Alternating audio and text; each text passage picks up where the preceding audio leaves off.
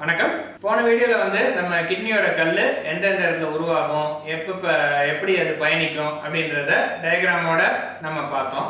இப்போ எந்தெந்த பகுதியில் இருக்கிற கல்லுகளுக்கு எப்படி ட்ரீட்மெண்ட் பண்ணலாம் அப்படின்றத பற்றி பார்க்கலாம். மெயினாக இந்த யூரினரி பிளாடர், அதாவது அடி வயிற்றில் இருக்கிற நீர்ப்பை, அதுலேயும் அதோட பாதையில் இருக்க கல்லையும் நம்ம எப்படி உடைக்கலாம் அப்படின்றத பார்ப்போம். அந்த கருவிகள் என்னன்னா, இது சிஸ்டோஸ்கோப்னு சொல்லுவாங்க. பிளாடர், யூரினரி பிளாடர் வரைக்கும் உள்ள ஒரு கருவி. இது ரிஜிட் சிஸ்டோஸ்கோப், அதாவது இதை நம்ம வளைக்க முடியாது, ஸ்டிஃபா இருக்கும். ஸோ இதுலேயே ஃப்ளெக்சிபிள் சிஸ்டோஸ்கோப் அப்படின்னு இருக்கு. பகுதியை நம்ம நல்லா கவனிச்சிங்கன்னா இதை நம்ம நல்லா வளைக்கலாம். இந்த நுனியை வளைச்சு கல் சில சிக்கலான இடங்கள்ல இருக்கிறப்ப கூட இதை நம்ம வளைச்சு போய் அந்த இடத்த ரீச் பண்ணி கல்லை உடைச்சிடலாம். ஸோ இதோட அட்வான்டேஜஸ் என்ன அப்படின்னா, முன்னாடியெல்லாம் பெருசாக கிழிச்சு எடுக்க வேண்டிய சிரமங்கள் இப்போ கிடையாது.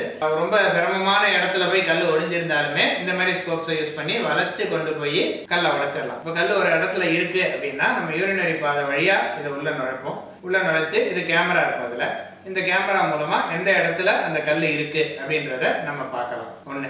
இன்னொன்னு, இந்த இடத்துல ஒரு ஓட்டை இருக்கு. இது வழியா லேசர் கருவிகளை பயன்படுத்தி நேரா உள்ள கொண்டு போய் அந்த கருவிகள் மூலமா அந்த கல்லை நல்லா பொடியா ஒரு பவுடர் ஆக்கிடலாம். பவுடர் ஆக்கி அது அப்படியே யூரினரி பாதை வழியா வெளியில வந்துடும். ஸோ கல்லும் கம்ப்ளீட்டா கிளியர் ஆயிடும்.